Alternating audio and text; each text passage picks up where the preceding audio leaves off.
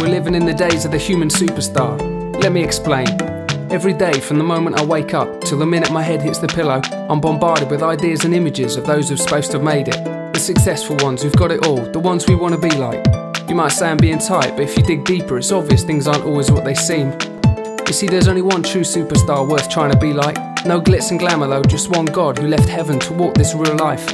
He got his hands dirty, struggled with the same stuff you and I do. Difference is he didn't cave in, it was perfect, lived his life full.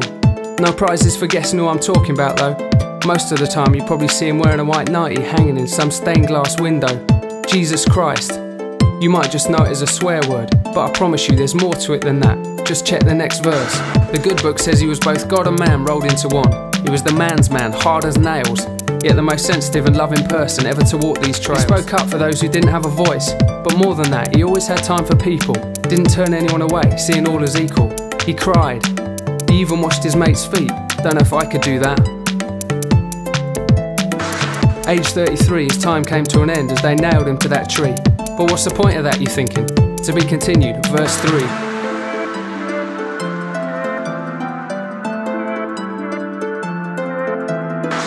Truth is, we've all messed up and done stuff wrong, which means we can't go looking the creator of the universe in the face for very long.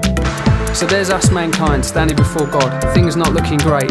He looks at us, his heart melts. I love them, he says, more than life itself. I don't want to punish them because they fall. So in steps Jesus as yours and my substitute, takes the rap once and for all. How did it go down that night? They nailed his hands and feet and stuck a spear in his side.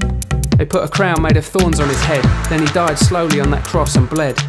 You thought you were worth dying for, but that's not the end. 3 days later he made a spectacle of death. He got up, folded his grave clothes and left them in a pile on that empty bed. New life, fresh breath, all that for me and you. God's done his part, now it's your response. What do you do? Where do you stand?